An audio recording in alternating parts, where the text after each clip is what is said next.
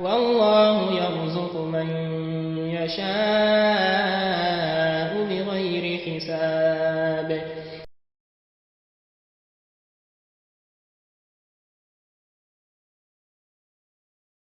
Au cours de la vie, il y en a qui sont bons, il y en a qui ne sont pas bons, il y en a qui se conforment aux bonnes valeurs de l'humanité, qui observent les droits des autres. Il y en a qui, comment on appelle ça, qui piétinent les droits des autres. Il y en a qui s'enrichissent illicitement sur le dos des autres. Il y en a qui vivent misérablement. Il y en a qui se soumettent aux recommandations divines. Il y en a qui vivent, qui mènent une vie de dépravation, de tout ce qu'ils veulent. Est-ce que cela peut rester en vain? L'être humain a plus de valeur qu'on vit une vie comme ça, ou bien on mène une vie comme ça, chacun fait ce qu'il veut, et que lorsque nous mourrons, et tout est fini. Là, ça c'est avoir cette pensée-là est d'avoir une mauvaise pensée au créateur de l'être humain. Allah subhanahu wa ta'ala ne peut pas créer l'être humain pour qu'il vive pour rien. Comme Allah subhanahu wa ta'ala a évoqué cela dans le Coran maintes fois. Afa hasibtum annama khalaqnakum abathan wa annakum ilayna la turja'un. Allah subhanahu wa ta'ala nous interroge. Pensez-vous que nous vous avons créé en vain et que vous ne serez pas retournés vers nous? Jamais. Allah subhanahu wa ta'ala est glorieux et il a de bons attributs à mener un tel acte. Donc par rapport à cela, la mission pour laquelle nous sommes sur cette terre-là, c'est d'adorer Allah subhanahu wa ta'ala. Comme Allah même l'a si bien dit dans le Coran, dans un verset, où Allah subhanahu wa ta'ala nous dit « Wa ma khalaqtul jinna wal insa illa liya'budun » que je n'ai créé les hommes et les djinns que pour m'adorer, que pour m'adorer. C'est-à-dire tout ce qui vient dans la vie que nous pouvons considérer que c'est important dans cette vie-là. Tout, sans exception, en dehors de l'adoration d'Allah, toute autre chose en dehors d'adoration d'Allah vient en second plan. Vient en second plan, chers fidèles musulmans. Parce que l'être humain ne peut pas être de même nature que les autres animaux. Ils quittent leur nid matin ou bien leur trou pour aller chercher de quoi à se nourrir et le soir retourner, aller dormir et le lendemain faire la même chose. L'être humain a un autre objectif. Il a un autre but à atteindre. C'est l'adoration d'Allah subhanahu wa ta'ala. C'est pourquoi la valeur d'un être humain, c'est la relation qui le lie avec Allah subhanahu wa ta'ala, avec son créateur. Au fur et à mesure qu'on s'élève avec notre âme vers Allah subhanahu wa ta'ala à travers les adorations, nous dépassons le stade charnel de l'être humain. Mais lorsque nous nous laissons nous suivons nos passions et nous suivons tout, nous devenons comme des animaux, comme Allah même a dit par rapport aux mécréants. Il dit inhum illa kal an'am. Il dit les mécréants, toutes sortes d'adorations en dehors de l'islam. Il dit les mécréants sont semblables aux bestiaux, aux animaux. Balhum adollu sabila. Il dit au contraire, bien au contraire, ils sont plus égarés que les animaux, parce que les animaux, ils sont créés comme ça. Et que Allah subhanahu wa ta'ala a dit aussi dans le Coran qu'il n'y a pas un être vivant. Même les êtres non animés glorifient Allah subhanahu wa ta'ala. Il dit wa in min shay'in illa yusabbihu bihamdi. Il n'y a pas quelque chose qui ne glorifie pas Allah subhanahu wa ta'ala, sauf les êtres humains qui sont divisés en deux groupes. Il y en a qui reconnaissent Allah subhanahu wa ta'ala et ils l'adorent jour et nuit. Il y en a qui ont mécrit à Allah subhanahu wa ta'ala et ils ont délaissé Allah subhanahu wa ta'ala, car Allah subhanahu wa ta'ala nous préserve. Donc vous avez compris, chers parents, que notre mission dans cette vie, c'est d'adorer Allah subhanahu wa ta'ala. Tout ce qui vient, Allah subhanahu wa ta'ala nous a garanti ça. C'est-à-dire, ta substance, Allah subhanahu wa ta'ala t'a garanti ça. Ton espérance de vie, tu vas vivre combien d'années? C'est écrit déjà chez Allah subhanahu wa ta'ala dans un livre où un être humain ne peut savoir. C'est-à-dire que ton espérance de vie est déjà limitée. Ce que tu vas avoir comme bien sur cette terre-là, c'est déjà connu par Allah subhanahu wa ta'ala.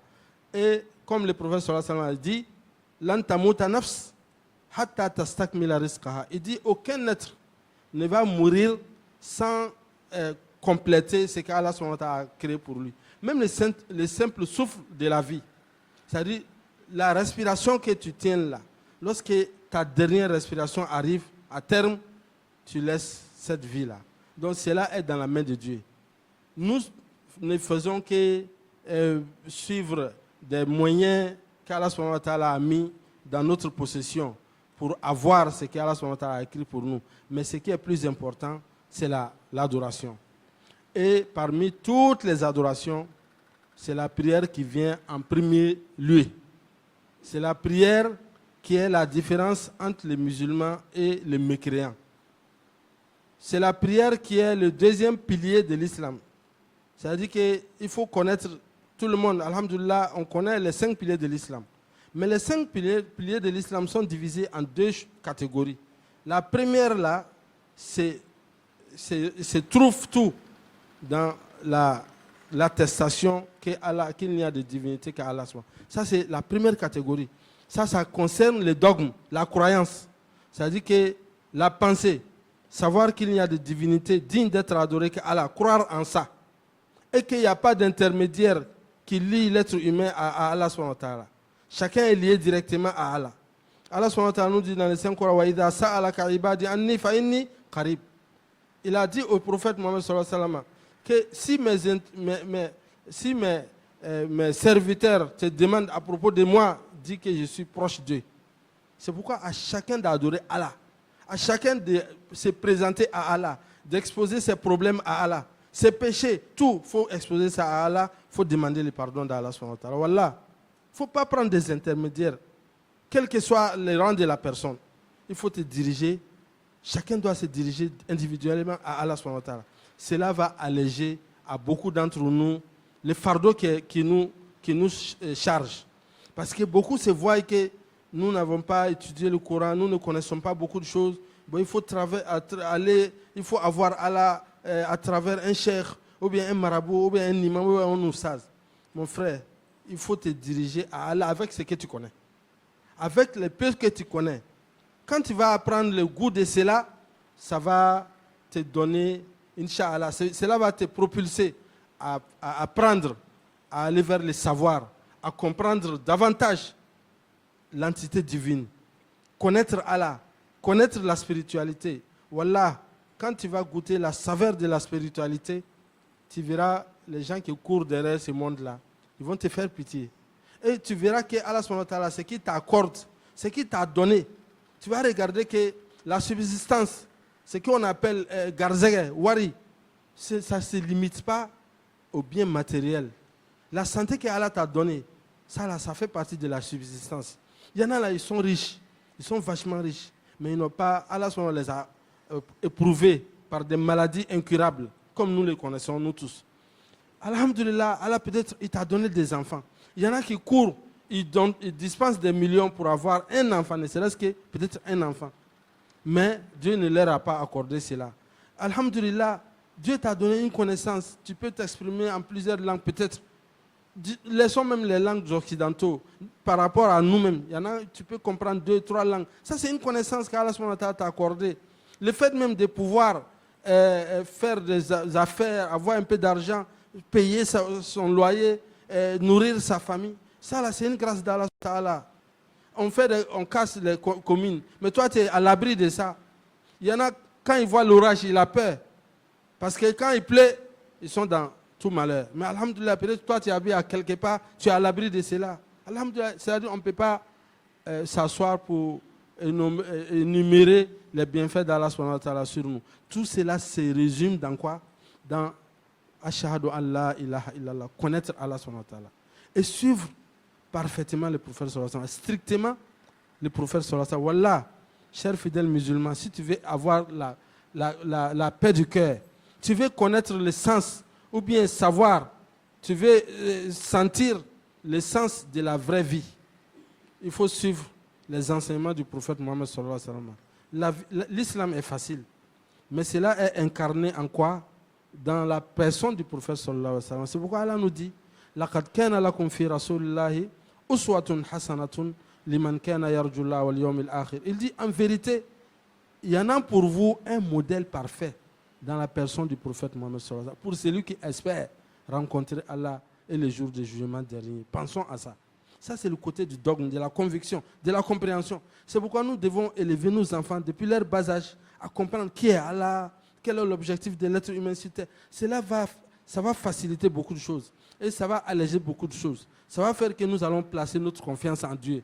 Nous allons croire en Allah subhanahu wa ta'ala. Même si les ennemis s'élèvent partout, les sorciers, les charlatans, tout ça là, même si on nous dit qu'ils nous suivent, si on sait qu'on est avec Allah, on croit en Allah et que le destin, nul ne peut le changer, si ce n'est Allah, nous serons tranquilles et notre vie sera stable. Voilà.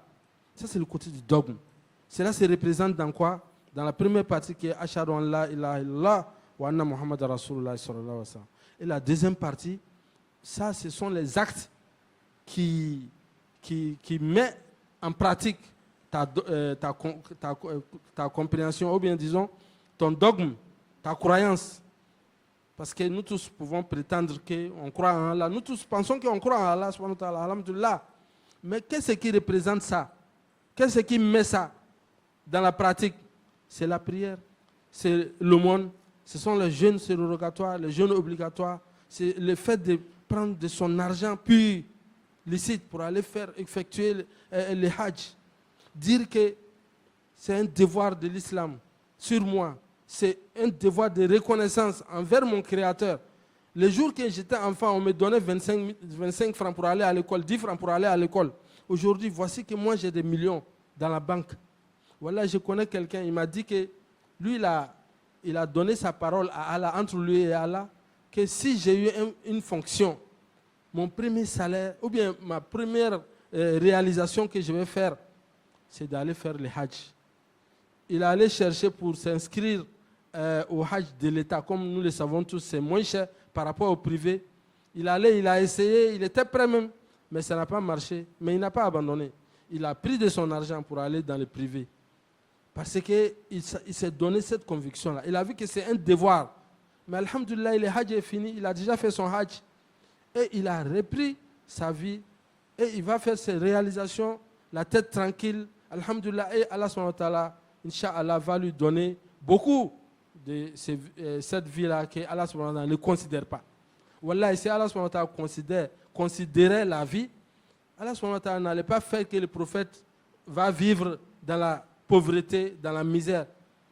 Et que nous autres, qui sommes très loin d'Allah, laissons nous-mêmes, il faut regarder les non-musulmans aujourd'hui, partout dans le monde entier, tu vas trouver que la majorité de ceux qui vivent dans la l'aisance, ce sont ceux qui ne croient pas en Allah subhanahu wa ta'ala. Mais Allah leur accorde tout. Et puis Allah leur donne le temps. C'est-à-dire que même ces grands mécréants-là qui commettent n'importe quel genre de péché, si ceux-là, avant leur mort de 1 minute, s'ils reviennent à Allah subhanahu wa ta'ala, ils vont mourir, Allah subhanahu wa ta'ala va leur pardonner tous leurs péchés. Qu'est-ce qu'on peut dire pour nous autres, alhamdoulilah, qui sommes nés musulmans, et qu'on a commis des péchés par-ci, par-là? Inch'Allah, nous sommes sur la bonne voie. Nous sommes sur la voie que Allah subhanahu wa ta'ala veut. Et c'est nous qui avons déjà la carte verte, ou bien la carte visa pour accéder au paradis. Mais nous devons entretenir cela. Nous devons veiller à ce que ça soit bon. Ça soit bon. Il ne faut pas qu'on va rencontrer des difficultés dans la tombe. Il ne faut pas qu'on va rencontrer des difficultés les jours du jugement dernier. Et que nous, après la mort seulement, la vie de l'après la mort devienne la meilleure pour nous. C'est ça qui est important. C'est par rapport à ça qu'on prie. C'est par rapport à ça qu'on fait les adorations. Donc, chers fidèles musulmans, ce qui lie l'être humain à Allah subhanahu wa ta'ala, c'est les adorations. Parmi toutes ces adorations, ce qui élève l'âme, c'est la prière. Le prophète sallallahu alayhi wa sallam a dit, il y a tellement de versets du Coran, il y a tellement de la tradition, les paroles du prophète sallallahu alayhi wa sallam qui montrent la valeur de la prière que nous ne pouvons pas évoquer tout cela dans un seul sermon. Nous allons nous limiter à un certain nombre. Le prophète sallallahu alayhi wa sallam a dit, Aqrabu ma yakunu al-abdu ila rabbihi wa huwa sajid. Il dit, le moment où l'être humain est plus proche de son créateur, c'est lorsqu'il est en sujoud. Il faut faire beaucoup de sujoud. C'est pourquoi, une fois, je suis allé dans un quartier, à Cocody, ici, à quelque part, la prière des Zohor m'a trouvé à quelque part. J'ai fait la prière des Zohor. Vous voyez, alhamdoulilah, la même chose. Quand on fait la prière, c'est un peu lourd sur la plupart des gens. C'est-à-dire qu'on voit que c'est une obligation, on doit s'acquitter de cela. Comme on le dit souvent en Djoula, voilà, et ce n'est pas pour Allah, c'est pour nous-mêmes. Tes prières-là, ce sont des choses que tu constitues pour toi-même. Et tu les verras un jour. Ces jours-là, il n'y a pas une occasion de faire deuxième session. C'est-à-dire de retourner dans la vie pour faire un nouveau examen. Il n'y en a pas. Donc il faut veiller à bien les faire. Tu vois, on va faire la prière ensemble. L'imam va faire une bonne lecture du Coran. Il va se prosterner. On va tous suivre l'imam. Mais dès qu'on dit assalamu alaikum wa rahmatullah, il y en a qui quittent en même temps de la mosquée, comme s'ils étaient en prison. Il y en a qui restent, alhamdulillah, un peu. Ils font leurs zikr. Et puis après, ils s'en vont. Il y en a qui restent, ils font des prières surrogatoires.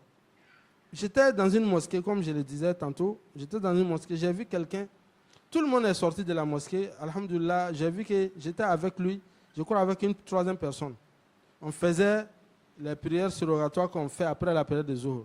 Il avait à les faire. C'est-à-dire, je l'ai vu, il a fait 4 rakats après la prière des Zohor.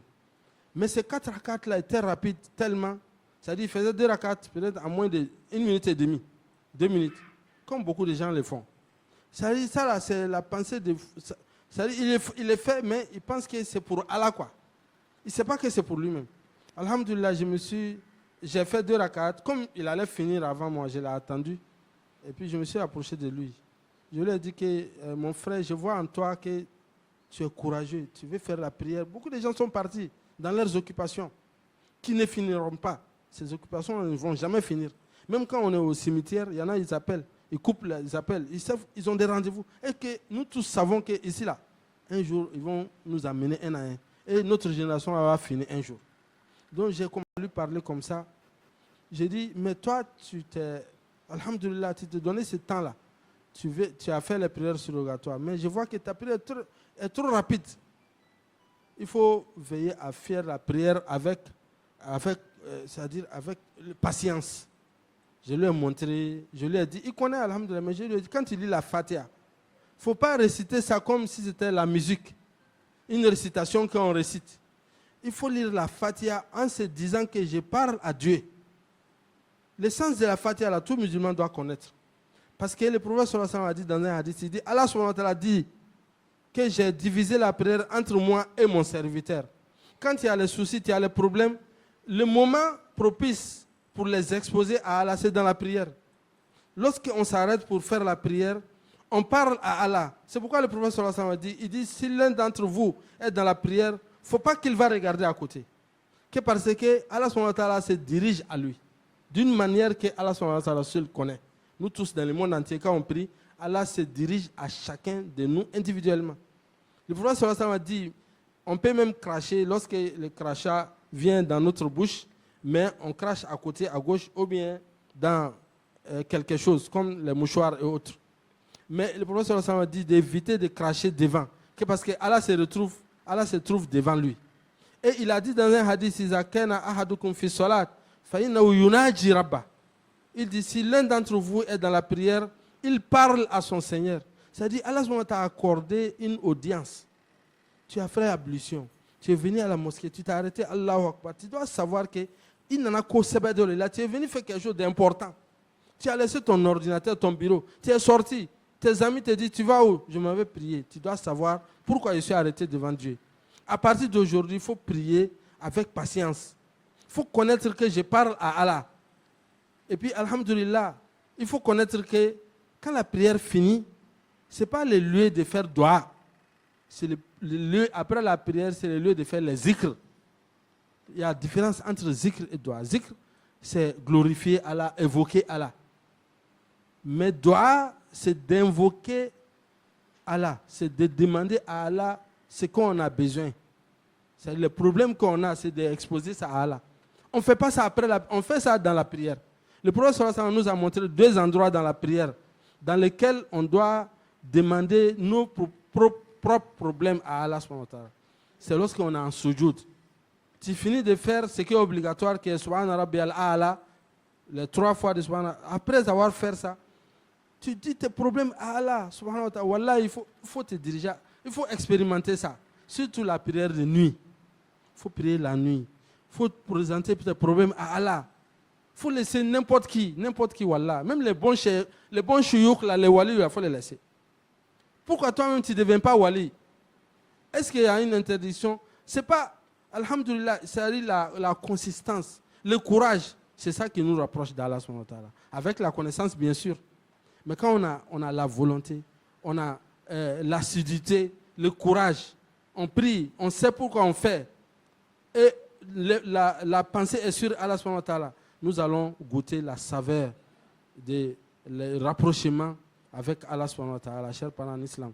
Donc, Inch'Allah, dans la deuxième partie, nous allons donner des conseils qui vont nous faciliter pour nous à faire bien la prière, à méditer lorsqu'on fait la prière. Barakallahu li wa lakum fil Qur'an al-azim wa nafa'ani wa iyyakum bima fihi min al-ayati wa dhikri al-hakim. أقول قولي هذا وأستغفر الله لي ولكم ولسائر المسلمين من كل ذنب فاستغفروه إنه هو الغفور الرحيم.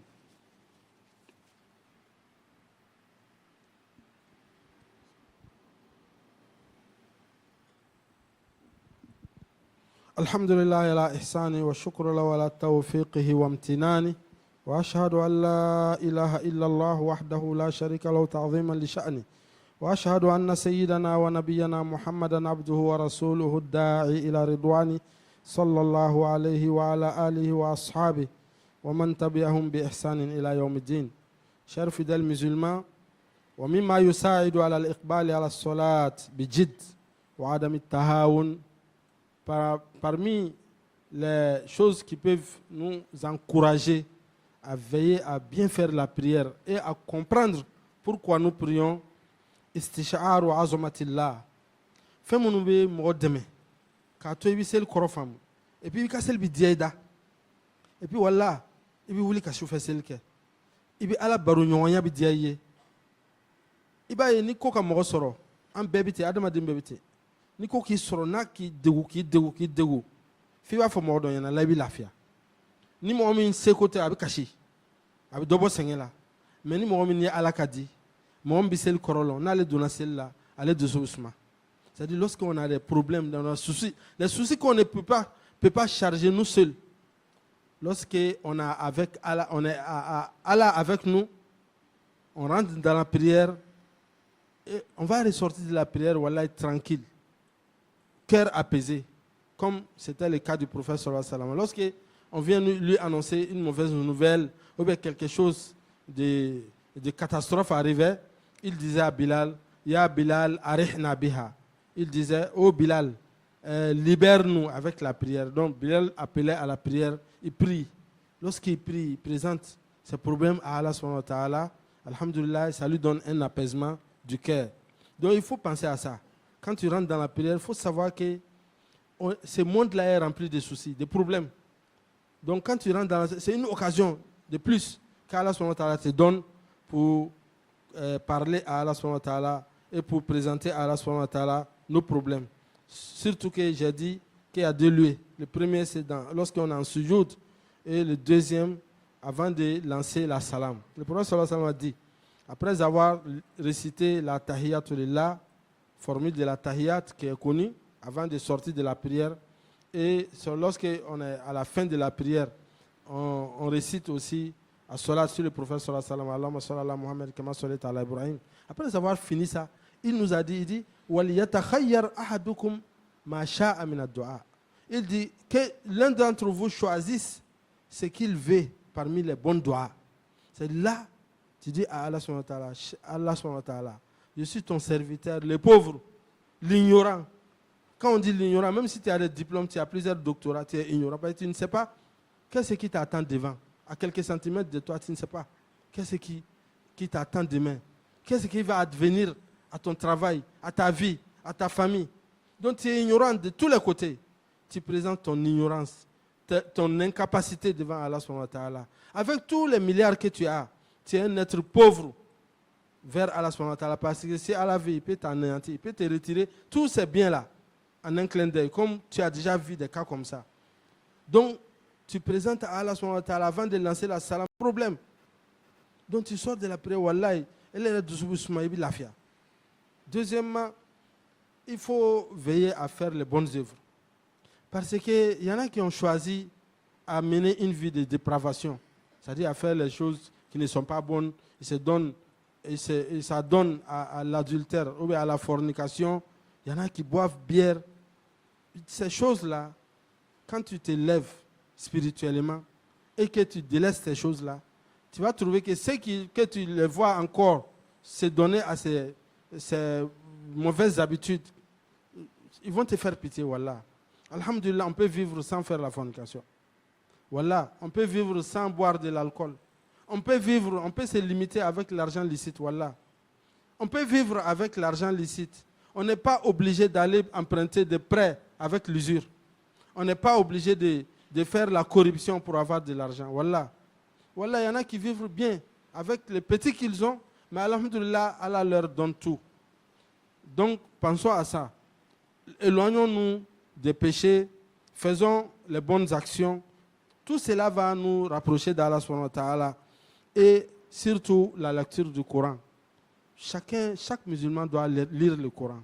Allah subhanahu wa ta'ala nous dit dans un verset du Coran, Faqra'u ma tayassara min al-Quran. Il dit, lisez ce qui vous est possible du Coran. Lisez, c'est une obligation, c'est un ordre. Lisez ce qui vous est possible dans le Coran. Qui a lu le Coran aujourd'hui? Personne, ou bien quelques-uns. Depuis toute la semaine, là, qui a fait la lecture du Coran? Alors qu'Allah nous recommande de lire le Coran.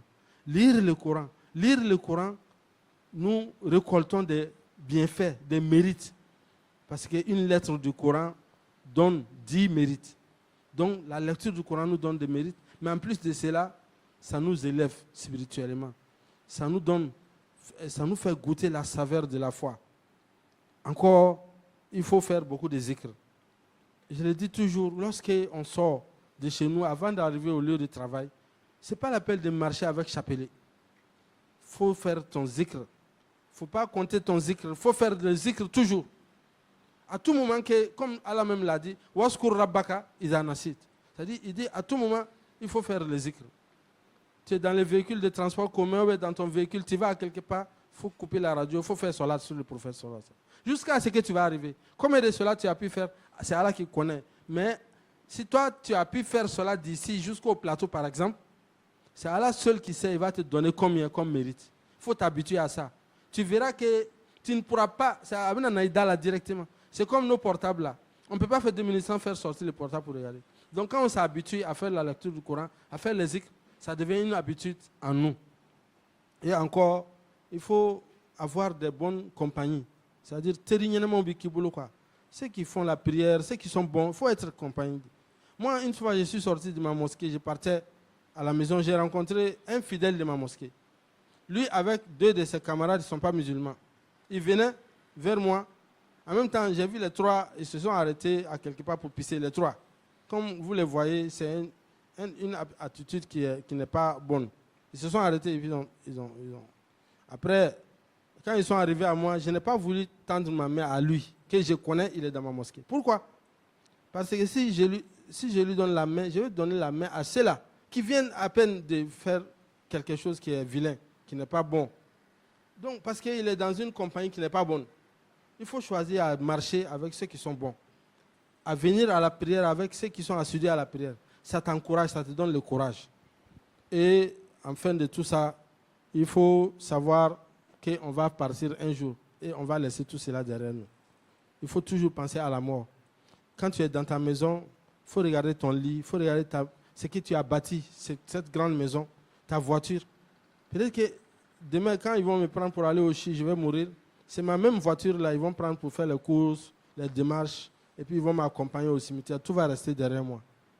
Un jour, dans mon bureau, là, je vais laisser. Peut-être même que je vais partir, je ne vais plus revenir. D'autres personnes vont venir prendre mes effets personnels.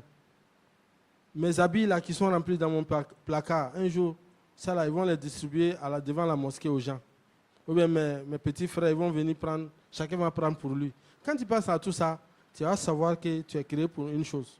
Et tu vas regarder ta place avec Allah subhanahu wa ta'ala. Sur ça, Inch'Allah, Je demande à Allah subhanahu wa ta'ala qu'il nous donne la bonne compréhension. Qu'Allah subhanahu wa ta'ala nous donne la force contre les shaitans. Qu'Allah subhanahu wa ta'ala nous donne la force contre notre âme qui nous incite à faire du péché. Albi Allah kalimani adama. Allah kan kishi ka wanyara kun toroma. Allah kan kishi ka washetana toroma. Allah ka silamaya korota. Kan korota ni silamaya yi. Ka laban ko ɲuman dama. Ka sini kɛnɛya dama. Ka an denw balo. K'u lamɔsi dama. Ka u kan tabaga yi sini Ala m'o kɛra. An ya mɔgɔkɔrɔba minnu b'an bolo k'olu mɛn an kɔrɔ Ala m'o kɛra. K'u tali nɔgɔya an ma Ala m'o kɛra. Ala an kisi banajugu ma. Ala an kisi gɛrɛgɛrɛ ma. Ala an kisi fantanya ma. Ala ka garisɛgɛ sanuman d'an ma. Ala ka juru minnu b'an na Ala ka sara nɔgɔya an ye. An bɛ lu minnu kɔnɔ k'u saraw nɔgɔya an ye Ala m'o kɛra. Ala ye jamana yɛrɛ suma. Ka silamɛw ta k'a la hɛrɛ caman ye. ربنا آتنا في الدنيا حسنة وفي الآخرة حسنة وقنا عذاب النار ربنا لا تزغ قلوبنا بعد إذ هديتنا وهب لنا من لدنك رحمة إنك أنت الوهاب يا حي يا قيوم برحمتك نستغيث فأصلح لنا شأننا كله ولا تكلنا إلى أنفسنا ولا إلى أحد من خلقك طرفة عين أو أقل من ذلك يا أرحم الراحمين سبحان ربك رب العزة عما يصفون وسلام على المرسلين والحمد لله رب العالمين. والله يرزق من يشاء